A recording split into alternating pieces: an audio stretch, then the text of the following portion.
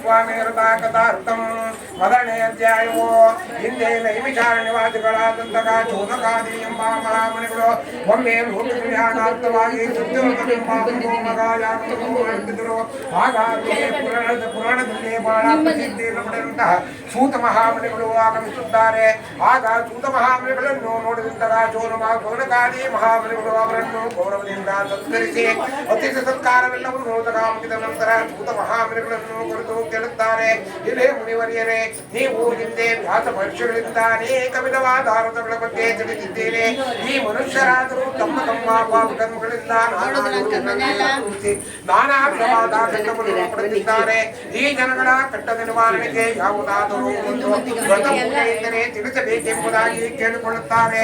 ಆಗ ಸೂತ ಮಹಾಮಣಿಗಳು, ಇದೇ ಮುನಿವರಿಯರೇ, ಹಿಂದೆ ದೇವರ್ಷಿಯಾದಂತಹ ನಾರದ ಮಹರ್ಷಿಯನ್ನು ಇದೇ ರೀತಿ ಪ್ರಶ್ನೆ ಕೇಳಿದಾಗ ಶ್ರೀಹರಿಯು ನಾರ್ಯರಿಗೆ ಯಾವುದನ್ನು ಹೇಳಿದರು ಮುಂದುವರೆಸುತ್ತಾರೆ. ಒಮ್ಮೆ ತ್ರಿಲೋಕಗಳಾದ ನಾರದರು ಈ ಲೋಕದಲ್ಲಿಗಳು ನಾನಾ ವಿಧವಾದ ಕಟ್ಟವನ್ನು ಪಡೆದಿದ್ದಾರೆ. ಈ ಜನಗಳ ಕಟ್ಟ ಪರಿಹಾರಕ್ಕೆ ಯಾರನ್ನೇ ಕೇಳಿದರೆ ನಮಗೆ ಎಂಬುದಾಗಿ ಯೋಚನೆಯನ್ನು ಮಾಡಿದಾಗ ವೈಕುಂಠನಾಥಿಯಾದ ವಾಚಿಯಾದ ಶ್ರೀಮನ್ನಾರಾಯಣನು ನೆನಪಿಗೆ ಬರುತ್ತದೆ. ನಾರದರು ತಡ ಮಾಡದೆ ವೈಕುಂಠ ಲೋಕವನ್ನು ತಲುಪಿ ಅಲ್ಲಿ ಭಗವಂತನನ್ನು ನಾನಾ ವಿಧವಾಗಿ ಹೊಗಳುತ್ತಾ ಅಷ್ಟಾಂಗ ನಮಸ್ಕಾರವನ್ನು ಮಾಡುತ್ತಾರೆ.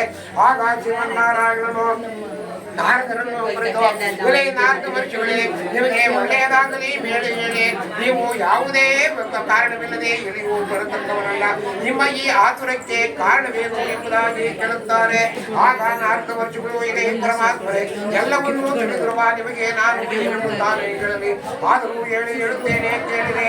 ಈ ಲೋಕದಲ್ಲಿ ಹುಟ್ಟಿದಂತ ಮಾನವರು ತಮ್ಮ ತಮ್ಮ ಪಾಪಕರ್ಮಗಳಿಂದ ನಾನಾ ವಿಧವಾದ ಕಟ್ಟವನ್ನು ಪಡೆದಿದ್ದಾರೆ.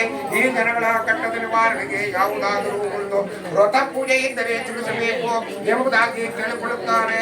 ಆಗ ಶ್ರೀಮನ್ನಾರಾಯಣನು, ಇದೇ ನಾರದರೆ, ಅವು ಸರಿಯಾದ ಸಮಯಕ್ಕೆ ಒಳ್ಳೆಯ ಪ್ರಶ್ನೆಯನ್ನೇ ಕೇಳುತ್ತೇನೆ ಕೇಳಿರಿ.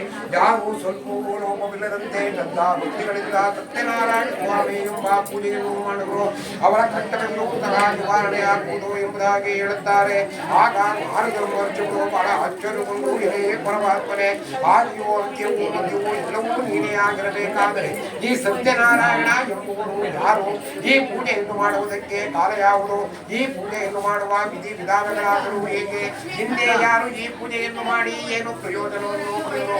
ಇವೆಲ್ಲವನ್ನೂ ನನಗೆ ನಿರ್ಧಾರವಾಗಿ ಹೇಳಬೇಕೆಂಬುದಾಗಿ ಕೇಳಿಕೊಳ್ಳುತ್ತಾರೆ.